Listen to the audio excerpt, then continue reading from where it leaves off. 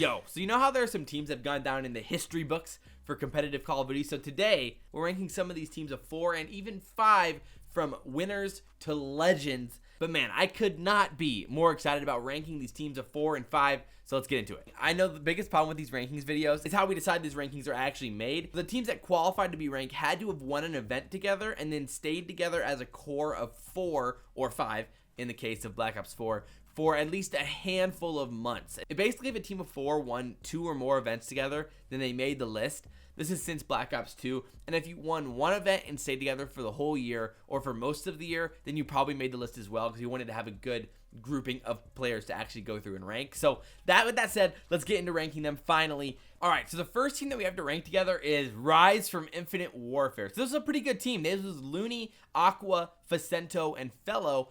And they won the first event of the year in IW. They looked really, really good, but they were never able to kind of rekindle whatever special juice they had at the beginning of the year. They weren't really able to make it happen again, and they never won again the rest of the year. But they actually stayed together the whole year during IW and played even up till champs. I mean, they were a good team of 4, but they were by no means legends. So we're going to put them down here for now.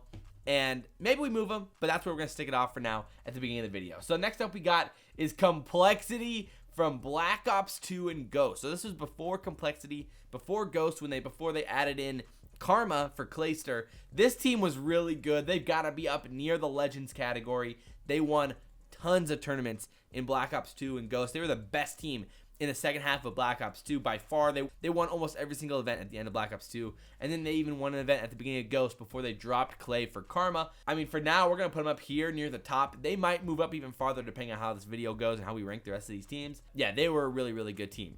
Next up, we got 100T from Black Ops 4. So, again, a really, really good team. They won 2 events during Black Ops 4. Once they picked up Priesta last year, they became basically the most dominant team in the CWL, the best hardpoint team by a mile. And they were an incredibly good team. They're comprised of a lot of really accomplished players. And so for now, I think we're going to put them on the slightly above average side, closer to legends than to winners. They were a really, really good team, deservingly on the list. Oh, baby. Fariko Impact. All right, this is going all the way back to Black Ops 2. This is comprised of some legendary names in the Call of Duty scene. We got Killa, we got Parasite, we got Karma, we got Miracles. These were some awesome players. They didn't win that many tournaments in Black Ops 2. They didn't have a long stint together, but they were extremely dominant when they played. They won CoD champs. Because of that, went down in history. For now, I'm going to kind of line them up right with 100T. I know 100T won 2 tournaments, and they played together a longer amount of time. But, I mean, come on, man. Fariko Impact won CoD champs. It's comprised of some legendary names. So we're going to put them there for now. They might move a little bit forward. I'm not that comfortable with them being tied with 100T, but for now we'll leave them at that. So, next up we got FaZe from AW, Clayster, Enable, Zuma, and Attach. They were incredibly good in AW and won a handful of events. This was really when the OpTic and FaZe rivalry really heated up. And yeah, this was just an awesome time for Call of Duty. Attach and Clay actually joined FaZe after being on Denial and winning CoD champs, which, there's a chance that team shows up on this list. A little spoiler. But, yeah, so this team is a really, really good team. I think they're better than both of these teams. I think they might, move, up just a little bit here. I think they're moving right here. They're inching towards the ultra legendary category with how dominant they were in AW.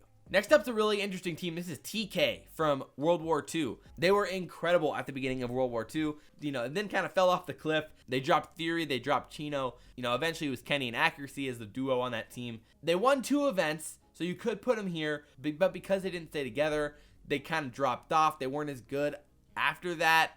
They ended up being in CoD Champs Finals, but that wasn't with them as a 4. But with them strictly as a 4, I'm going to put them kind of right here. A little bit below average, not legends, but they were definitely a really good team. Oh, this is an interesting one.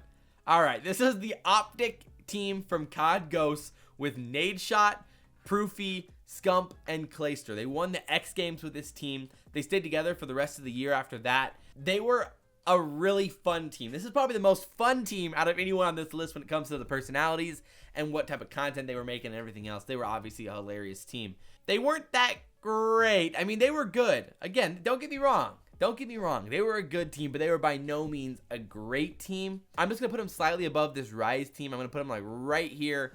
And yeah, again, they were a team of winners and a team of guys who, are legends in the scene. that team specifically, they could have used a little bit more work. Oh my. So we got some complexity from CoD Ghost. This was debatably the most dominant team of all time. During that span in CoD Ghost, they got to be over here somewhere. They were unstoppable. They won basically every event of that year, including CoD Champs. After they dropped Clay and picked up Karma, there was nothing stopping these guys. No one was touching them during CoD Ghost. They're definitely far up here in the Legends category, deservingly. We'll see how they fare against some of the other teams on this list. Next up is Rise during World War II. So again, another really cool squad. They won 2 events during World War II together. This was Slasher, TJ, which if you didn't watch my last video, we did a Crimsix TJ diss track with Dashy as well on Fiverr. I highly recommend you go watch it because it was absolutely hilarious. Literally insane. But anyway, Slasher, Tej, Gunless, and Looney. And during World War II, Gunless was, the best player of World War II, along with maybe Kenny. They were incredible. Slasher, Looney. This team was really, really good. I mean, they were fantastic.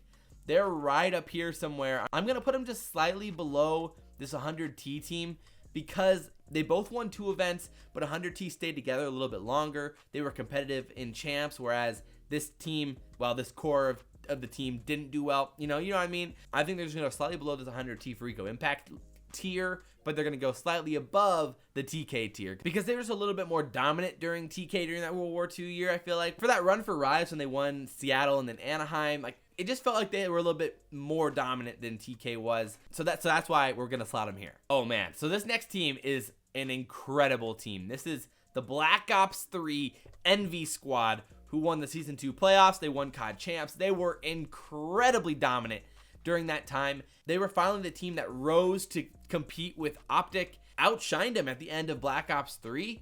And so with that said, they're going to go pretty far up here on this tiers list. Man, are they better than Black Ops 2 Complexity though? I don't think so. I think Black Ops 2 Complexity just had a little bit of an edge on them in dominance near the end of that Black Ops 2 year. They were unstoppable, and they won more events, which is why I'm going to put them just slightly below the Black Ops 2 Complexity, but above the FaZe AW squad. Well, speaking of AW, we got a pretty interesting one here again. We got Denial from AW. So this was, again, before Attach and Clayster left for FaZe, which we've already ranked their squad. This is the Denial squad that won CoD Champs with JCap and Crowder. And so, because they had dropped actually Zuma and Saints for JCap and Clayster, and it worked out pretty good for them. They finished like top 3 a handful of times after winning CoD Champs, but they never actually won another event, which is where the debate lies there. Like, pretty close to in line with this FaZe AW squad. The FaZe AW squad won multiple events, but they didn't win CoD Champs, obviously, together. So they're right in here because they played like almost the exact same amount of time together. They won a similar amount of events. They were pretty competitive. It's basically CoD Champs versus 2 major wins. I'm going to lean it just slightly of the Denial squad better than the FaZe squad in AW. It's really close. I'm going to move up a little bit here so you can see them. But they were both really, really good teams. And again, they're pretty far up in the Legends category. So we only got 2 left, actually. So here we go. The eUnited Black Ops 4 roster. They won CWO Miami playoffs. They won CoD Champs. They were a fantastic team after picking up Simp. I'm sure you guys can remember back that far. I know it's really a struggle. But they were an incredible team. I wish we could have seen them together and compete in more tournaments because, man, they found that rhythm and they were really, really good. They are right up here somewhere for sure. Oh, man. Are they as good as the Black Ops 3 Envy squad? Because that's kind of the same thing. They won playoffs. They won champs. So do you put them right there with them? I think you might. I think that's how it might go. They didn't play as much time together, but they were a really, really good team. They were incredible when they did. All right. Yep. We're doing it. We're putting them right there. Yeah. Okay. Right there.